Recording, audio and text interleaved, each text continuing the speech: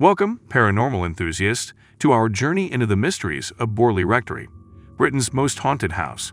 Today, we delve into the chilling tales that surround this Victorian mansion, where ghostly apparitions, strange phenomena, and a tragic history have captivated the imaginations of many. Join us as we explore the legends and seek to unravel the truth behind the enigmatic hauntings of Borley Rectory. Tucked away in Essex, England, stood Borley Rectory, an imposing Victorian mansion constructed in 1862. Reverend Henry Bull built this grand dwelling for his large family, nestled alongside Borley's church. With 23 rooms and a new wing added in 1875, the rectory became one of the area's largest properties, hosting various rectors and their families over the years.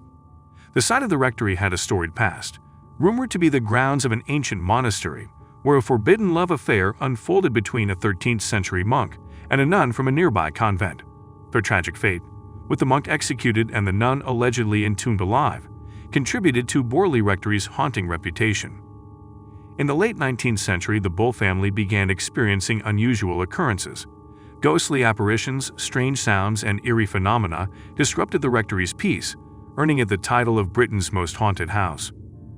The 1920s and 30s brought the mansion even greater infamy, thanks to the investigations of Harry Price, a renowned paranormal investigator. Price's accounts of spectral coaches, mysterious writings on walls, and unsettling seances captured public attention, solidifying Borley Rectory's reputation as a supernatural hotspot. Although a devastating fire destroyed the mansion in 1939, the tales of its hauntings persisted, securing its place as Britain's most haunted house in the annals of supernatural history.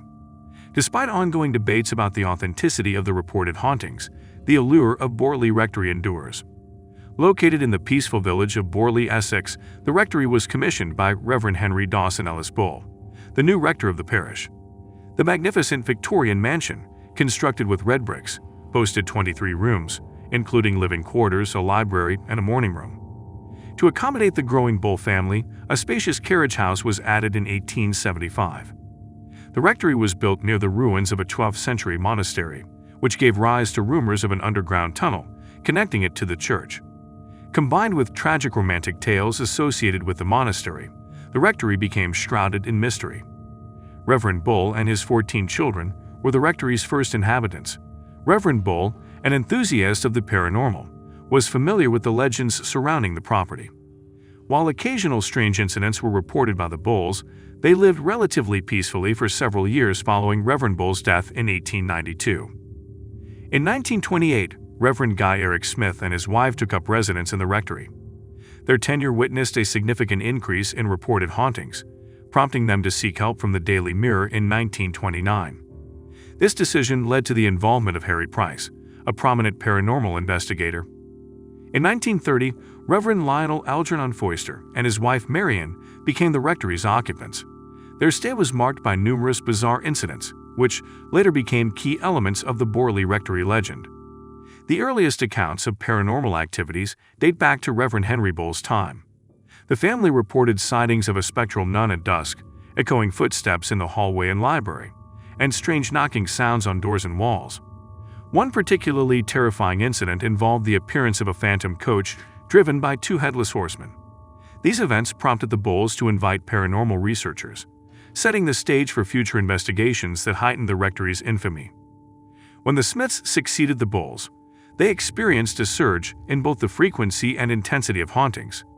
Disturbed, they sought help from the press and paranormal investigators, further amplifying the rectory's notoriety. Harry Price, a respected British psychic researcher and author, developed an interest in Borley Rectory after its growing reputation in the national press in 1929. Invited by the Daily Mirror and Reverend Smith, Price's visit marked the beginning of his enduring fascination with the most haunted house in England. Price commenced his investigation of Borley Rectory during the Smiths' occupancy, meticulously documenting numerous paranormal phenomena. These included phantom footsteps, poltergeist activity, unexplained bell ringing, and spirit messages on the walls. In 1937, he returned for a comprehensive investigation, renting the rectory for a year and enlisting a team of 48 observers to document any unusual occurrences. Price's investigations resulted in a substantial collection of phenomena, including unexplained stone and bottle throwing, mysterious footsteps and knocking sounds, strange fires, and purported spirit riding. Among his most sensational findings was the alleged contact with a female spirit, believed to be a nun named Marie Lair, who was presumed to have been murdered on the rectory site in the 17th century. Price shared his findings in two books, The Most Haunted House in England, 1940, and The End of Borley Rectory, 1946, solidifying the haunting of Borley Rectory in the public's consciousness. However, Price faced criticism and accusations of exaggeration or fabrication. Some witnesses later claimed to have witnessed nothing out of the ordinary. A 1956 study by the Society for Psychical Research raised questions about Price's integrity, suggesting that he may have manipulated some phenomena himself or that they were the result of natural causes or trickery. Despite the controversy, Harry Price's investigations at Borley Rectory remain significant in paranormal research, continuing to captivate and divide opinions. A historical sequence of notable ghost sightings and supernatural occurrences at Borley Rectory unfolded as follows. 1860s, 1920s. Initial encounters included sightings of a spectral nun, often observed at dusk around the nun's walkway. Unexplained footsteps and knocks were frequently reported during this period. 1929. Reverend Smith's tenure marked an upsurge in supernatural activities, with objects seemingly moving on their own and enigmatic messages appearing on the walls. 1930 to 1935.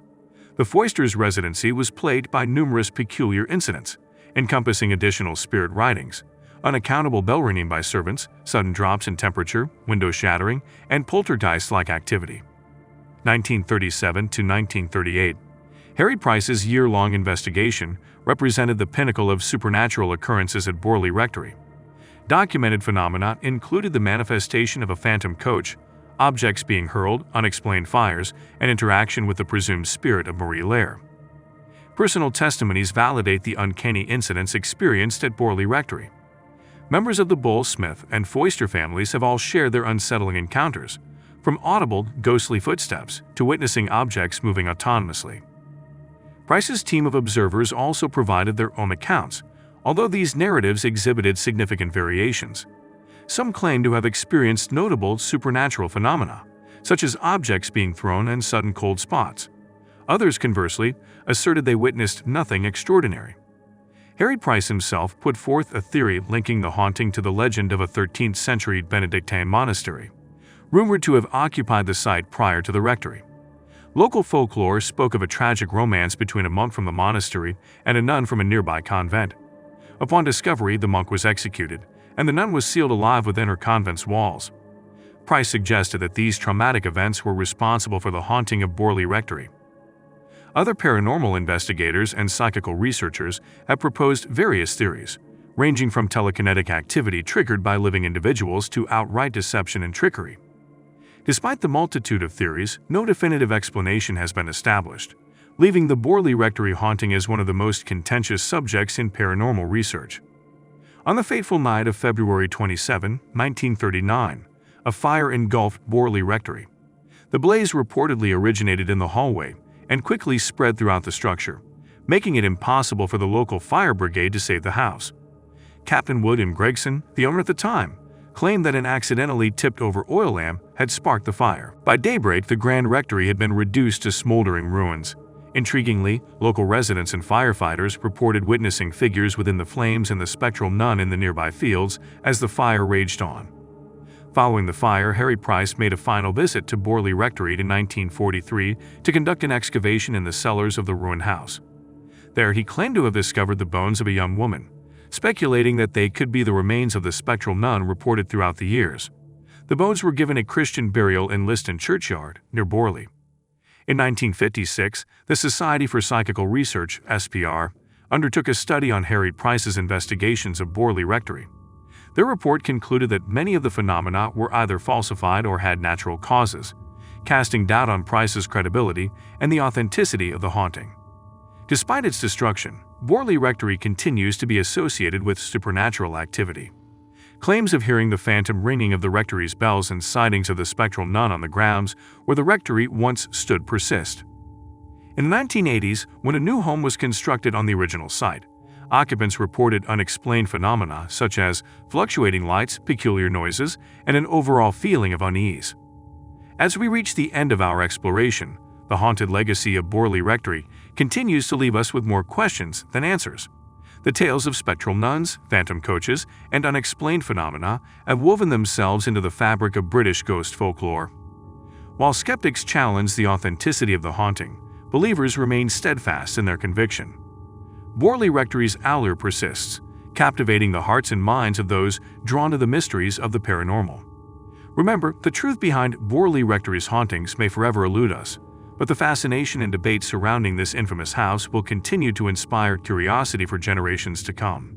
Until next time, may you find both thrills and enlightenment in your pursuit of the supernatural.